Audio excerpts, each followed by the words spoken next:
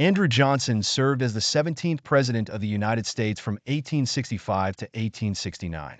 His presidency was marked by significant challenges and controversies, particularly in the aftermath of the Civil War and the assassination of Abraham Lincoln.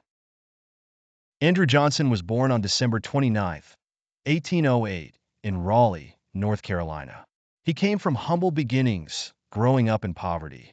Johnson didn't receive a formal education and was largely self-taught. As a teenager, he became an apprentice tailor, which helped him develop a strong work ethic. His interest in politics grew over the years, and he eventually entered local politics. Johnson's political career began at the local level, serving as an alderman and then as mayor of Greenville, Tennessee.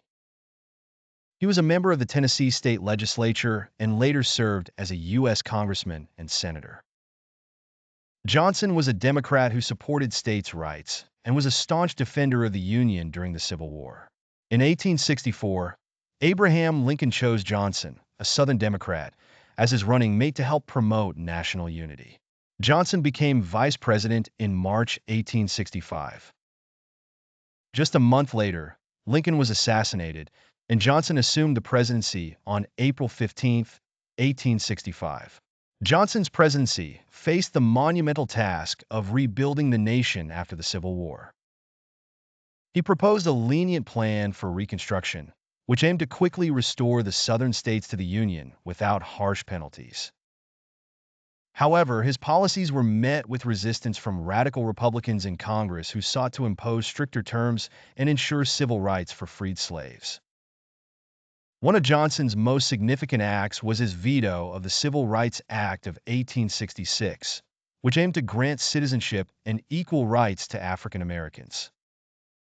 Congress, however, overrode his veto, marking the first time in American history that major legislation was enacted over a presidential veto.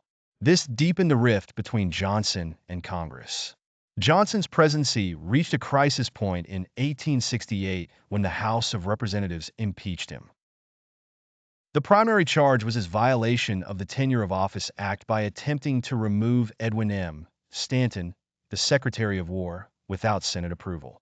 The Senate trial ended in Johnson's acquittal by one vote, allowing him to complete his term. After leaving office in 1869, Johnson returned to Tennessee. He remained active in politics and was elected to the U.S. Senate in 1875, becoming the only former president to serve in the Senate. He died shortly thereafter on July 31, 1875. Johnson's legacy is complex. While he was committed to preserving the Union, his approach to Reconstruction and his resistance to civil rights for African Americans have overshadowed his presidency. Historians often criticize his inability to navigate the post-war political landscape and his failure to protect the rights of freed slaves.